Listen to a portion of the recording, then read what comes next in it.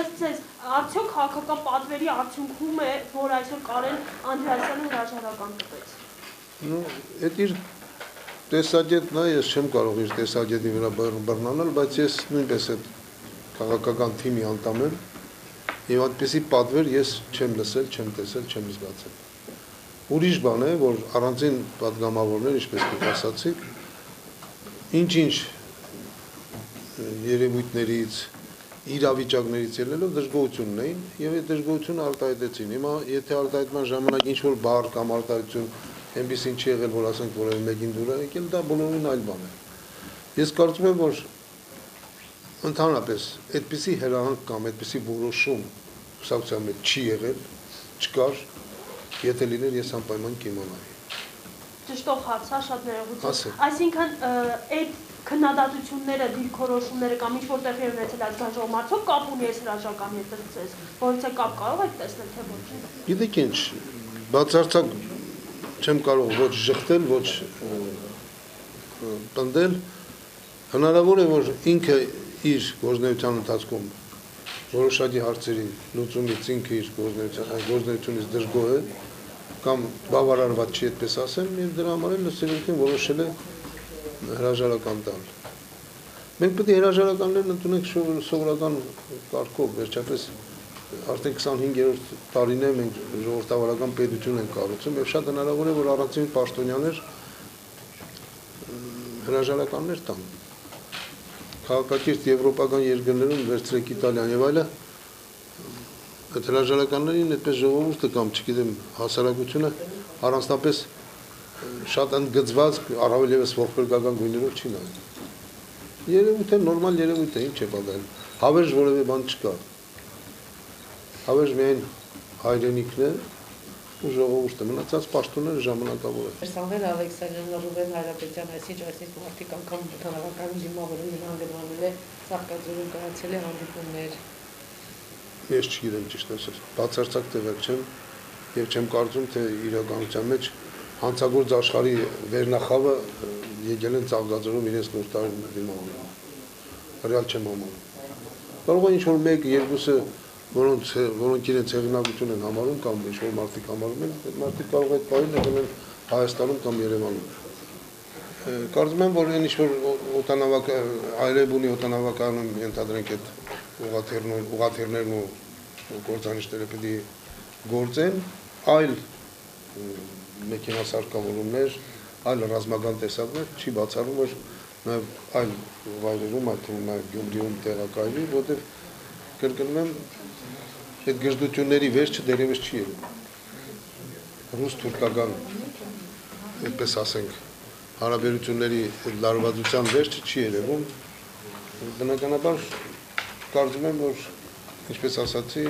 աշխարհաքաղաքական պրոցեսները շահկապված են նաև ռազմաքաղաքական պրոցեսները։ Այն որ համայն Ռուսիո պատրիարքը ինչ որ վրիպում թույլ է տվել կապված Թուրքիայի պատմության հետ, դա միանշանակ է, այդտեղ որևէ մեկը, բայց ես դա համարում եմ վրիպում, որտեղ դե պատմությունը չի իմացել, նա խոսացել է, ինչպես ես եմ լսել, ես լսել եմ ուղղակի, դիտել եմ, ինքը խոսացել է ներկայիս ռուսական քաղաքականության հունում, այսինքն որ ներկայիս Թուրքիան դրսևորվի որպես հնարավոր մեղսավոր կողմ կապված Ռուսաստանի հետ հարաբերությունների մեջ, այնպես ինչպես Ռուսաստանի պրեզիդենտը արտահայտվեց, ուղղակի այս տեսակետից, ասենք, վրիպումը կապված այն բանի հետ, որ Թուրքիայի պատմության մի հատվածը խոսքը վերաբերում է Օսմանյան, որը քարոզում է նաև այսօր փաստորեն Էրդողանը, բայց նա քարոզում է այլ տեսակետից, այստեղ փաստորեն շոշափված է արևմուտքի տեսակետը, ինքը այդ տեսակետն է արտահայտում, որ յուրաքանչյուր կայսերապետություն,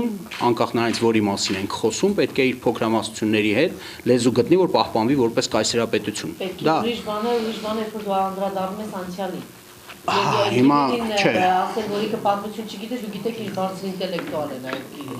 Բոլոր բարձր ինտելեկտուալները պատմության բոլոր ելևէջները առաջին հերթին չգիտեն, ինքն էլ Հռոմի Պապը չի, որ ունենա յուրաքանչյուր գործի վրա նստած սեփական անկրկնելի արխիվում 300-ից 500 աշխատողներ, որոնք պարբերաբար անընդհատ ճշգրտ են։ Այդտեղ եղել է Այդտեղ կարելի է ինչո՞ւ։ Քրիստոնյա փոքրամասնության կամ պատմական այդ ժամանակահատվածին նման անփութությամբ կարելի է անդրադառնալ։ Նման անփութություն տեղի է ունեցել, անկախ որևէ ես բացատրում եմ թե ինչի է տեղի ունեցել, որովհետև դա այո, աքսիոմատիկ ճշմարտություն է դիտվում հենց նույն արևմուտքի տարաբնույթ վերլուծական աշխատանքների մեջ, որ յուրաքանչյուր կայսրություն, իսկ Օսմանյան կայսրությունը դիտվում է որպես կայսրություն, իր ազգային փոքրամասնությունների հետ պետք է ունենա տանելի ռեժիմ, վարի տանելի քաղաքականություն, որովհետեւ մնա որպես կայսրություն։ Կլինի դա հռոմեական կայսրությունը, կլինի դա մոնղոլների կայսրությունը, որը էլի բռնությունների վրա է հենված եղել, բայց այնուամենայնիվ, որովհետեւ գոյատևի նա պետք է ունենա որոշակի հարաբերություններ։ Թուրքիայում 1850 թվականից հետո սկսել են զարգացումներ, որոնք տարել են, հասցրել են Համիդիե կոտորածներին, որոնք կարելի է համարել թուրքական կայսրության զանգվածային բռնությունները, մյուս կողմից կարելի է ասել, որ թուրքական կայսրությունը այդ ժամանակ գտնվում էր բացարձակ մայրամուտում, այսինքն որքանով էր նա կայսրություն, որքանով էր նա արդեն մեռնող պետություն, այդ բավականին բարդ է ասել 1875 թվականից Թուրքիան հայտնվեց այնպիսի կաբալայի ներքո, այսինքն այնպիսի ճնշման ներքո, նա մինչև 1850 թվականը չուներ պարտք։ Եվ հարաբերությունները որպես այդպիսին իհարկե բռնաճնշումներով հանդերձ փոքրամասնությունների համար քիչ թե շատ տանելի էին։ Դրանից հետո նա ձեռք բերեց պարտք հսկայական քանակությամբ, ներքին հարաբերությունները փլուզվեցին, որը եւ շատ բանով իսկ ինչ վերաբերում է Թուրքիայի պատմությանը, ուղղակի ձեզ ասեմ, որ այո, բռնաճնշումները ի սկզբանե դրված են եղել նոր ձևավորված թուրքական պետության 1400 Աստված հիշողություն տա 1456 թվականին լույս տեսած կանոննամեի մեջ քաղաքական ենթատեքստ այս խոսքի մեջ չեք տեսնում։ Չէ, ոչ մի քաղաքական ենթատեքստ չեմ կարող տեսնել եւ համոզված եմ, որ չկա, որովհետեւ ներկայիս Հայաստանը Ռուսաստանի Դաշնության համար կարևորագույն դաշնակիցն է, կարող ենք համարել, որ Հայաստանը համեմատաբար փոքր է, բայց ինչպես ռուսներն են ասում, մալ զալատնիկ դե դորոգ։ Այսինքն բոլորի համար պարզ է Ռուսաստանում, որ Սիրիայից հետո գոյություն ունեցող դիմադրության հատվածը Ռուսաստանը պայթացնելուն խանգարող եւ դիմադրող հանդիսանում է Հայաստանը։ Այդպիսի քայլ, այդպիսի ուղղակի Հայաստանի դեմ քաղաքական հայտարարություն որևէ մեկը այսօր ով ուզում է լինի Ռուսաստանի կողմից չի կարող անել։ Համաձայն եք հարցել է ուղղակի այստեղ հայկական Իսկ դուք համարում եք, որ պարտադիր պետք է գար Կիրիլը, իսկ պրեզիդենտը Ռուսաստանի երբ որ եկել է, դա մենք համարում ենք, որ մի կողմ ենք դնում, երբ որ ուղղակի Թուրքիայի դեմարշը կար այդ ժամանակ եւ բացահայտ ընդդեմ Թուրքիայի Ռուսաստանի պրեզիդենտը եկավ Հայաստան։ Հիմա դուք ասում եք Կիրիլը չի եկել։ Ռուսաստանը եթե կորցրեց, կորցնում է հայտնի բան։ Չէ, դուք համարում եք, որ պետքա գար պրեզիդենտը Ռուսաստանի, պետքա գար վարչապետը, պետքա գար Կիրիլը եւ նույն կերպ կարող ասենք Հռոմի Պապն ինչի չեկավ։ Հռոմի Պապը այնտեղ լուրջ գործեր անում։ Ու կգա։ Հիմա ինքը կարող է լուրջ գործեր անում, մենք անլուրջ էինք մոտենում դրան, չգիտեմ թե ոնց, հա, մենք մի անգամ չդրեցինք այդ ուղերձը, թեկուզ այսպես մանրամասնորեն քննարկեինք, թե այդ մարդն ինչ է ասել, որտեղ Հռոմի Պապի ոչ մի խոսքը միանշանակ չի, իրատակ ունի հազարավոր ենթատեքստեր, որտեղ աշխատում են հսկայականակ մարդիկ եւ նրա մեջ ամեն բառը իր նշանակություն ունի։ Մեր մոտ երբեք չի վերլուծել, տենց է մնացել է արկախված վիճակում։ Իսկ հայկական եկեղեցին պարոն Խաչատրյանն ըստ ինչու որևէ կերպ դժգոհություն իր չարտահայտեց, բողոքի նոտա չհղեց Էջմիածինը, հա, մասնավորապես։ Դուք համարում եք, որ Էջմիածինը պետք է քաղաքական դեմարշ աներ, հա։ Քաղաքական դեմարշ։ Դուք հիմա, չէ, մի րոպե, դուք հիմա ասում եք, սա քաղաքական խնդիր է։ Ասում եք, երբ որ Հայաստանի հանդեպ այսպիսի խոսք է, ես ասում եմ, որ դա կարելի միայն վրիպում։ Ուրիշ ոչ մի բան չի կարելի, ոչ թե այն պատճառով, որ ասենք, ես ունեմ հարաբերություններ Կիրիլի հետ, կամ դա բան գոյություն չունի։ Ուղղակի Հայաստանի դեմ այսօր հայտարարություն ռուսական քաղաքականության շրջանակում դա նշանակում է սեփական պետության դեմ ուղղակի գործունեություն, որը կարող է չի որ մենք չենք հանդիպել, պարոն Խաչատրյան, այդ նույն քաղաքական բանով հիմա երբ որ իրավիճակը աշխարհաքաղաքական իրավիճակը այնպեսին է, ինչպեսին այն կա, երբ որ Հռոմի Պապը հայտարարում է, որ Եթե այսպես գնա, հնարավոր է սա վերջին խաղաղության տարին է, որը մենք տոնում ենք որպես նոր տարի։ Սրանից հետո հնարավոր է լինեն զարգացումներ, որոնք լինեն անբեկանելի, անդառնալի եւ այսինքն մենք մոտեցել ենք խզման կետին։ Հիմա այս պայմաններում մենք համարում ենք, որ Ռուսաստանից կարող է լինի Հայաստանի դեմ որևէ դեմարշ այդպիսի։ Դա նշանակում է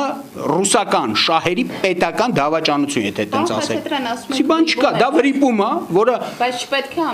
համապատասխան։ Դա այսպես ասենք, էլի, դա վրիպում է իր քարտուղարի կողմից կատարված մեկնաբանությունները, բացատրությունները էլի լիարժեք հարթեցնող չէին այդ վրիպումը։ Ինչը ես համարում եմ, որ ճիշտ չէր, բայց հիմա ունենք այն, ինչ ունենք, եւ պետքա գնահատենք ոչ թե այն տեսակետից, որ մենք հիմա հայտարարենք, որտեղ քաղաքականներ էսերեն է, իհարկե դեպի բան չի կարող գոյություն ունենալ ուղղակի։ Այսինքն Ռուսաստանի դեմ գործունեություն, եթե կարող եք փորձեք հիշեք, էլի։ Ռուսաստանի դեմ գործունեություն Սվաղած ինչ-որ բան քաղաքականություն, այնքանով որքանով ինչ-որ մի հատ հայտարարություն։ Գիտեք, ինչ կա, քաղաքականության կամայական դետալը կարելի է դիտարկել, կլինի ամերիկյան, կլինի ռուսական, ու այնտեղ սվաղած տեղեր կգտնենք, էլի, որովհետև քաղաքականությունը դա այն է, ինչ գոյություն ունեցող։ Գիտեք, ինչ կա, երբ որ հրետանու կրակոցները պետքա վերածես երաշտության, իսկ քաղաքականությունը այդպիսի երևույթ է։ Նա գոյություն ունեցող ծայրահեղ հակասությունները վերածում ինչ որ ընկալելի բանի։ Այդ դեպքում պետք է սվաղեց ինչ որ տեղեր։ Չի կարելի քաղաքականություն տենց ուղղակի հենց։ Ես էլ եմ կարծում, որ չի կարելի ուղղակի, բայց մյուս կողմից էլ մենք պետք է ընդունենք, որ այս ֆոնի վրա, երբ Ռուսաստանը կարծես թե այս կողմերում ավելի խոշոր, ոչ թե չափերով, այլ իր նշանակությամբ ավելի խոշոր դաշնակից չունի ենել պաստորեն մենք ենք, ավելին Ռուսաստանի դուման պաստորեն ընդունել է ցեղասպանությունը եւ հանգարց Կիրիլը դա պետք է ընդունենք, որ դա անընդունելի բան է եւ պիտի Կիրիլը ինքը իմ կարծիքով իր դիվանը պիտի հայտարարությամբ հանդես գան, ճիշտը սա է։ Եվ մենք էլ ենք կարծում, ես էլ եմ կարծում, որ դա ընդհանրապես թյուրիմացություն է։ Դա թյուրիմացություն։ Ուրիշ կերպ հայտարարել, որ Գերմանիայում բան չի եղել հրեաների նկատմամբ, այդպիսի ոչ մի բան։ Տեսեք ինչ աբսուրդային բան է։ Այդ հոլոկոստը եղել է պատերազմի ժամանակ։ Հիմա դուք ասում եք, որ չի եղել, Պարսկաստանը չի հայտարարել, որ չի եղել հոլոկոստ։ Որ այդքան գերմանացի չի ապրել այնտեղ։ Հայտարարել է, չէ՞, հիմա այսօր էլ է հայտարարում, չեք ասում չի եղել։ Պարսկաստանի մասին չենք խոսում, դաշնակցի մասին ենք խոսում։ Հիմա ասենք, դուք պատկերացեք Ամերիկան տենց բան ասել, հրեաների հետ կապված ինչ կներ։ Ուրեմն Ամերիկայի prezidentը հրեական հանրապետության վարչապետին ուղղակի ասեց, որ տանել չեմ կարողանում այս մարդուն, հնչեց միկրոֆոնով։ Բացահայտ օտարելի մարդ է իմ համար։ Նման բան չհայտարարել։ Եթե դուք ուզում եք ասեք, որ հայերի գենոցիդ չի եղել, որը հավասար է այդ հոլոկոստին, այդպիսի հայտարարություն ա եղել, Քավլիցի, այդպիսի բան ես համենայն դեպս ոչ տեսել եմ, որ այդպիսի տպավորություն։ Սիրովիտին երկուսել են կարծիքին ենք, որ դա չպետք է ասվեր, ենել այդպիսի թյուրիմացություն պետք է չլներ։ Հիմա գեղեցկության կոնկուրս հաղթեց մեկը, հայտարարեցին մի ուրիշին, դա էր թյուրիմացություն։ Ճիշտ է, շատ ավելի տրիվիալ, շատ ավելի, այսպես ասած,